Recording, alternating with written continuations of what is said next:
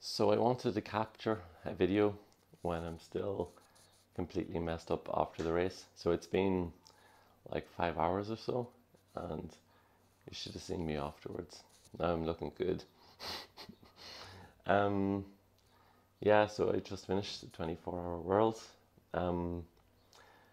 It started fine. A few guys were going like a little quicker than I sort of really wanted. Well, the first lap we all just cruised around as a big group, and then I was trying to remember how to ride a bicycle downhill on these particular trails. So it was changed then when I rode it in the damp. Like the course was the same, but it rode differently. So in the second lap or so, I started moving across to the front, and about 4 hours in, I was at the front of the race. It was like four of us. And it was pretty good. Life was good. I was feeling great. I have a power meter on the bike, and I knew roughly what sort of intensity factor I kind of thought I could do. But it all felt comfortable. Like it was good. Then about 7 hours in, 6 hours in, we were coming up to darkness, and the guys I was with, like they were descending really well, and yeah, they're some of the top guys in this sport. So like it was hard enough for me to follow them. So I decided before darkness, and where it's going to get significantly more difficult for me, because other than a few minutes in the rain the other day, I haven't really ridden in the darkness off-road in 6 years. So yeah, there was nowhere really that I've been recently that was safe to do some night rides, and I wouldn't go and do night rides in Ethiopia. So I decided, okay, let's attack. So I was off the front then for a while, and I was like, oh, cool. Imagine being world champion at this stuff. But Jason, after a little while of cruising, he pulled across to us anyway, and then we rode together again. It was funny, like for the first 8 hours, every lap was within a minute of each other.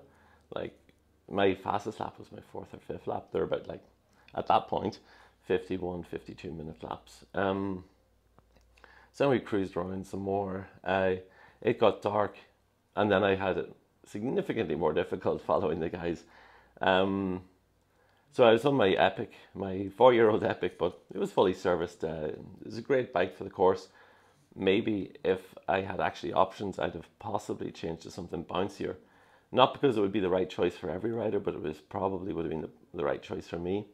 I could take more dodgy lines and get away with it. So the first few hours in the darkness, it was fine. Like I was riding third, fourth. I was second for a good few laps, as a few guys dropped back with mechanical issues and stuff like that. Like fortunately, I didn't have a single bike issue. I rode my Epic for the complete 24 hours. I had no bike switches, nothing. I got oil in the chain twice. I had very squeaky brakes, but they were new, so I wasn't too worried about that.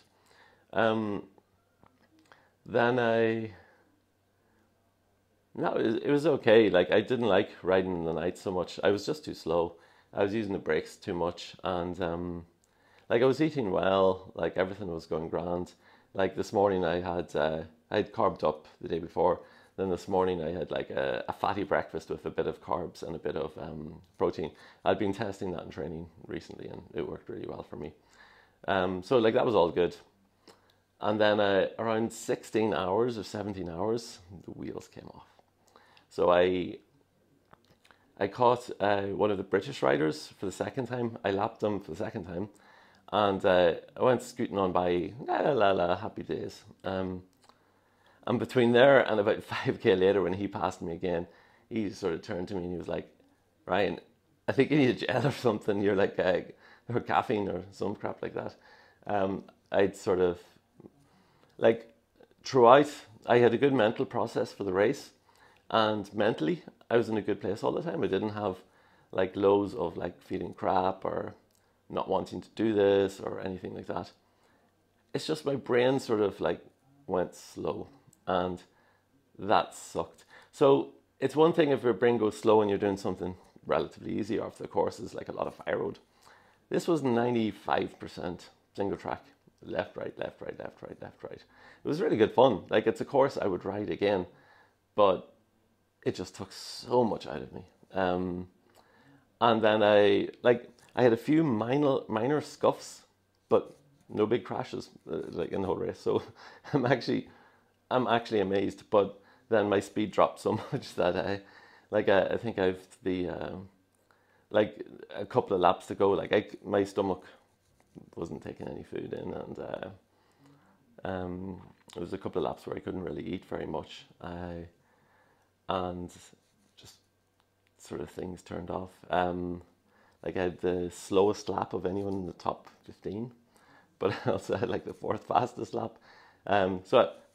Yeah, I finished fifth in the end, but I was sort of sitting around third, fourth, fifth for like much of the race.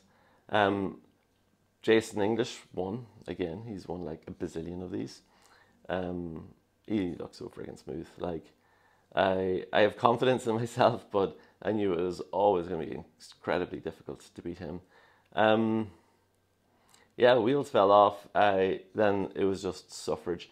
I've been cycling for 9 years, since I started off mountain biking.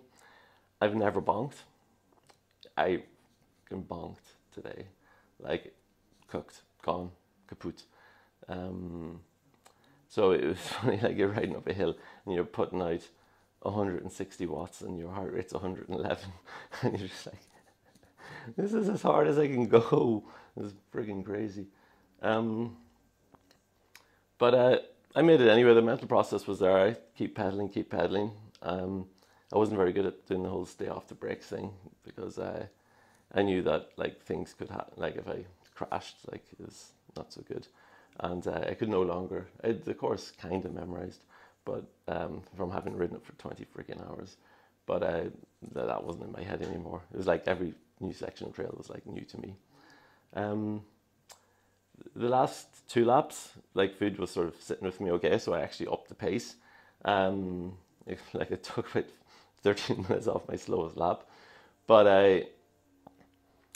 I finished up anyway, and the next in 5th, and then the next place was 6th, and he wasn't going to make it in time, so I could actually, when we figured that out, I was able to sit down, and then my body shut down. Well, throughout the race, and this is a problem I've had for a long time, is I've had major hotspots. Like, I can't walk with my feet at the moment. It's just so freaking much pain.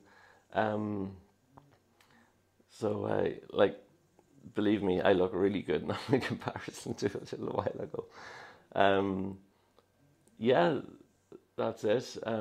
People, like I'm staying in an Airbnb here in Rotarua, and like I've been chatty all the week to them, and I arrive in, they come actually down and see me, and they washed my bike when I came home and stuff, and they're so nice, but like there was just a trail of destruction from when I came in. I actually got sick after the race as well, but I think it was like I had a little bit of a Snickers after the race, and I didn't actually end up eating anything for about 5 hours. Like I literally cannot stomach it. But now what I have over here is I have an avocado and some sardines sat out for me.